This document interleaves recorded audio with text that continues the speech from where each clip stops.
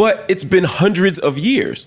We have connections to Africa, legitimate connections to Africa. At the same time, black Americans here who were enslaved, including my ancestors, created a culture here. When you go to the black church, that's black culture. Exactly. I mean, that's black. Hip hop is black culture. Music, blues. Period. Yes. Pop music. Yes. Is descended from the blues, which is black culture. Right. Like, let's not be stupid. Yes, and it's not. And is it connected to? I mean, if I listen to jazz or the blues, is it connected to Africa? Yeah, there's polyrhythms. There's things like that. When you baptize somebody in the church, is that connected to water emergent religions in Africa? Yeah, but there's some shit that came here that is about being a product of slavery. The blues. What is more tragicomic and blues centered than being black in America? I mean, what the fuck are we talking about? And so when we say black Americans don't have culture, that's stupid.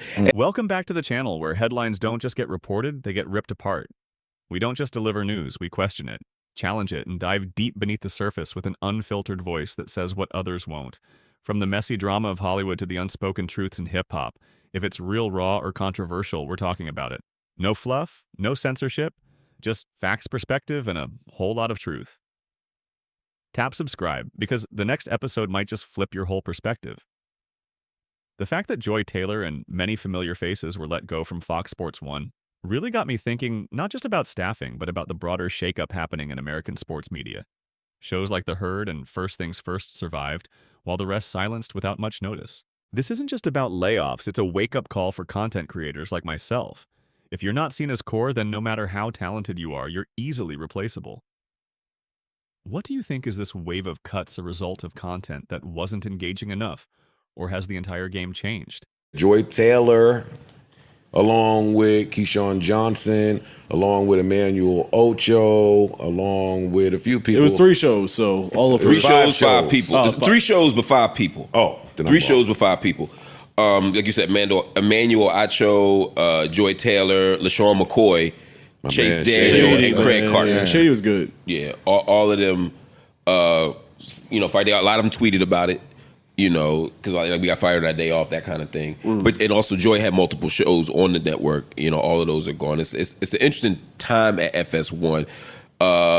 Chris Broussard and them, their show lasted only like 2 shows that were major. Lasted. Was it First Things First, and what's the other one called?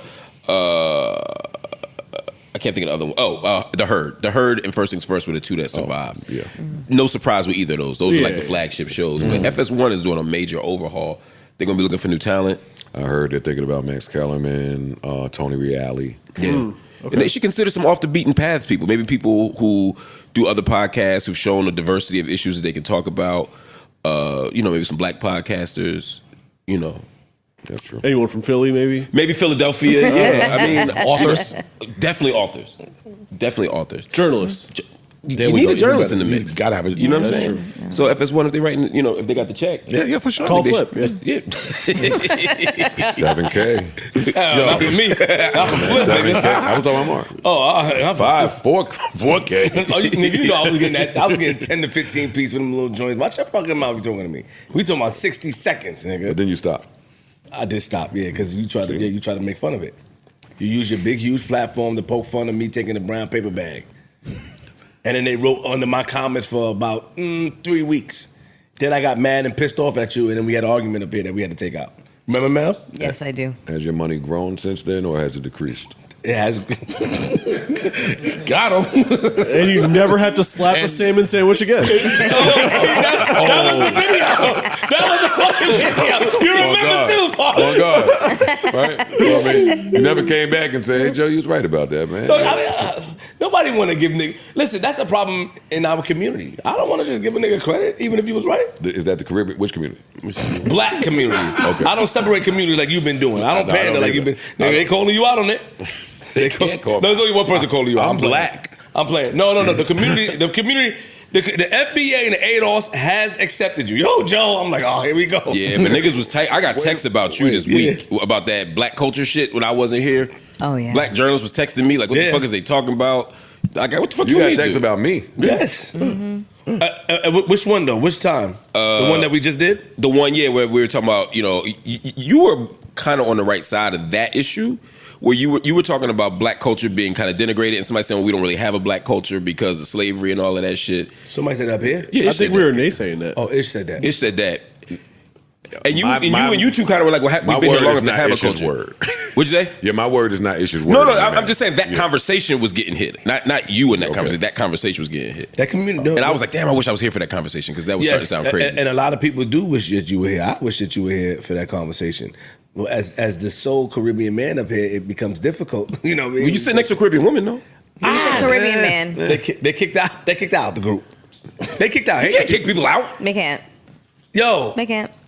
Anyways, go on. But I wasn't saying what I was saying to be down with somebody neither. Now, No. I'm not trying. I'm not. That wasn't my You said your FBA observation. membership. You brought up Kai Cenat, and you were saying that there's this moment where whenever the higher he ascends, that there's this space opening up to shit on and Black American that's culture. irresponsible to put it just on him. Okay, Right. yeah.